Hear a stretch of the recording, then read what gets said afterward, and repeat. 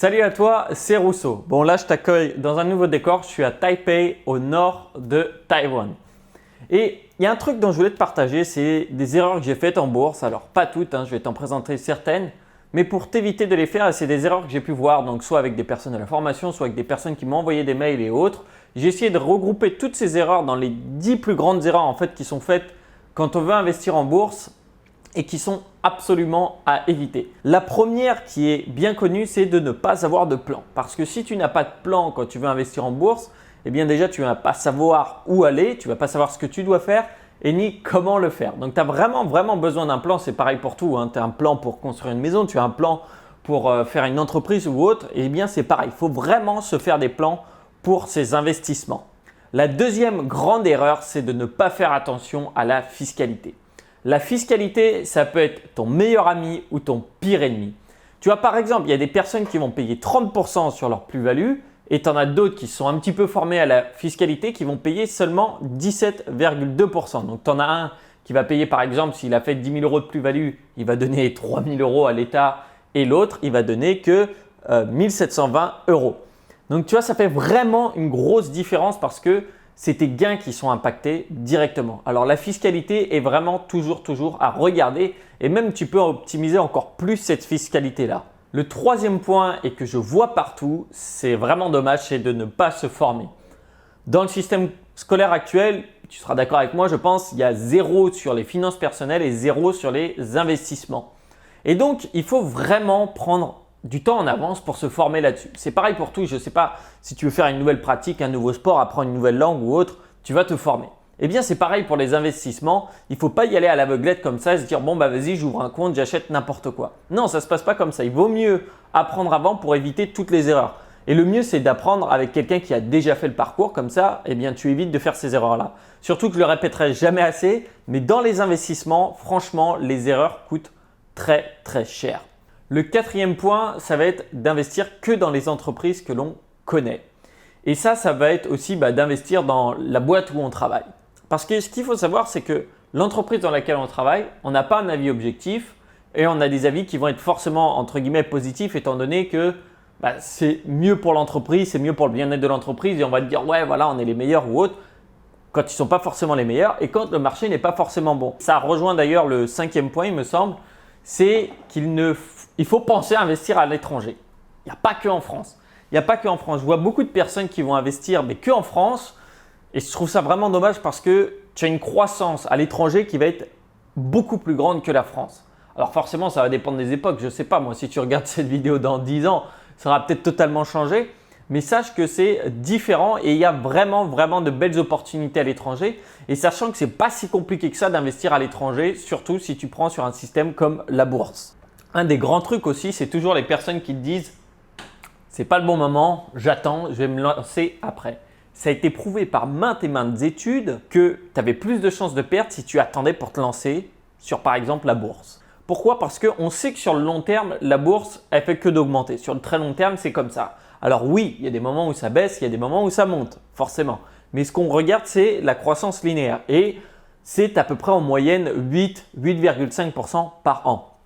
Et de se dire non, je me lancerai plus tard, c'est une erreur monumentale parce que combien de personnes est-ce que tu connais dans ton entourage, par exemple, qui se sont lancées au moment de la crise de 2008? Moi, j'en connais pas personnellement. Tout le monde retirait son argent parce que c'était un mouvement de foule, d'accord? Et aussi parce que quand ça ne va plus, les gens se disent non, c'est trop tard, ça ne sert plus à rien d'investir. Et quand c'est trop haut, ils se disent non, c'est trop tard, ça a déjà monté. Donc soit c'est en train de baisser, ils se disent c'est trop tard puisque ça ne monte plus, soit ça a déjà monté, ils se disent c'est trop tard parce que c'est déjà en train de monter. Donc franchement, il vaut mieux toujours se lancer dès le départ et quand bien même de commencer juste petit à petit, tu vois. Quand tu commences à investir, on ne dit pas de mettre toutes tes économies directes. Enfin, du moins, ce n'est pas ce que je te dirais moi. Mais ce qu'il faut, c'est y aller petit à petit, de mettre de temps en temps, tous les mois par exemple, de se mettre quelque chose d'assez récurrent qui va suivre en fait le premier point qui est ton plan.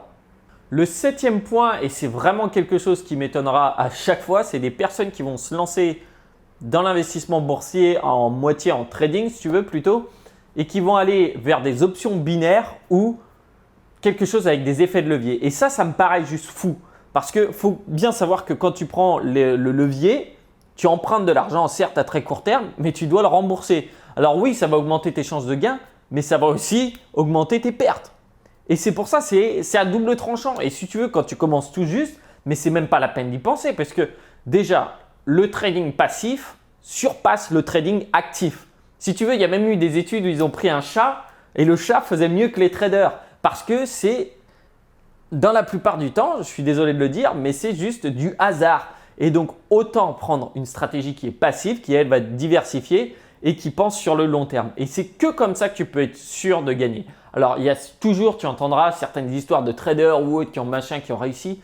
Mais si tu commences à aller acheter des signaux à quelqu'un ou je ne sais quoi, franchement, moi, je dis plus rien, essaye. Et à mon avis, tu vas perdre de l'argent. Mais si tu veux vraiment essayer, tu peux essayer. Ce n'est pas moi qui vais t'en empêcher. Une autre erreur, c'est de mal choisir son broker. Son broker, en fait, le broker, c'est ni plus ni moins que l'intermédiaire entre toi et pouvoir acheter les titres d'action. Alors certains vont acheter par exemple avec leur banque traditionnelle simplement parce qu'ils aiment bien donner un peu d'argent à leur banquier pour qu'ils puissent se payer des meilleures vacances ou autre. Parce que oui, la banque traditionnelle va te prendre des frais et ces frais, ça vient imputer directement, mais vraiment c'est hallucinant sur les frais. Eh bien, ça va imputer tes gains en fait. Donc, dès le départ, tu commences avec un handicap. Autant passer par un acteur qui va être par exemple en ligne et qui va avoir moins de frais. Franchement, je t'invite vraiment à faire ça et surtout, si tu as quelque chose qui est simple à utiliser, eh bien, ça va être plus agréable pour tes investissements. Un autre grand point, c'est suivre la foule. On en a parlé un petit peu juste avant, mais suivre la foule, ça peut être vraiment dévastateur. Alors, certes, ça va toujours être aggravé par les médias et on va se dire – eh bien, il faut suivre la foule. C'est un mouvement qui est humain en fait, qui est émotionnel.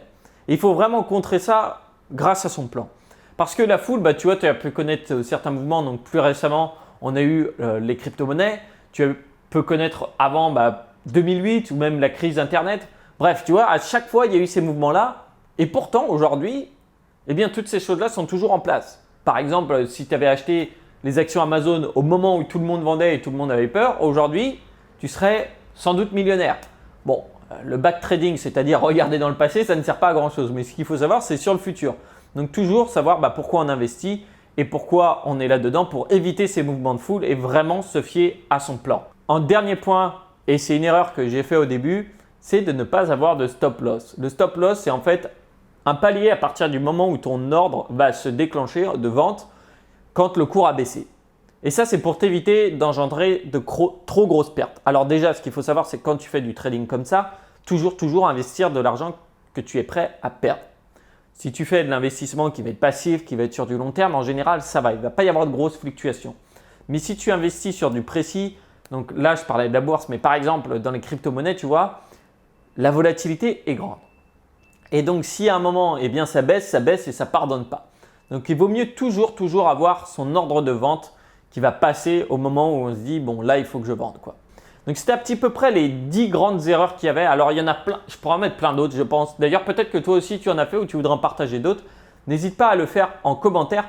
Et d'ailleurs, si tu veux en savoir plus sur la bourse, sur les investissements, donc justement en passif et autres, je t'ai préparé un atelier, tu peux y accéder juste en cliquant en dessous et tu auras plein de choses dedans. Tu verras notamment comment investir en passif, tu verras tous les chiffres sur pourquoi le passif c'est mieux, comment se construire son portefeuille, comment ça fonctionne. Bref, il y a vraiment, il est bourré d'infos. Je t'invite vraiment à le regarder si c'est quelque chose qui t'intéresse, la liberté financière et d'avoir plus de temps libre. Et si tu as des questions, bien sûr, tu peux les poser en commentaire. Si cette vidéo t'a plu, bien n'oublie pas de laisser un petit pouce bleu. Tu peux partager cette vidéo et même l'atelier. Tiens, tu vois, tu connais quelqu'un qui veut se lancer en bourse ou autre, et bien tu lui dis, tiens, regarde cet atelier, ça peut t'intéresser. Franchement, je pense qu'il est complet. En tout cas, moi, c'était un plaisir de faire cette vidéo. Si tu veux prendre soin de ton argent, bien sûr, je t'invite à t'abonner. Et écoute, moi, je te dis ciao, à la prochaine.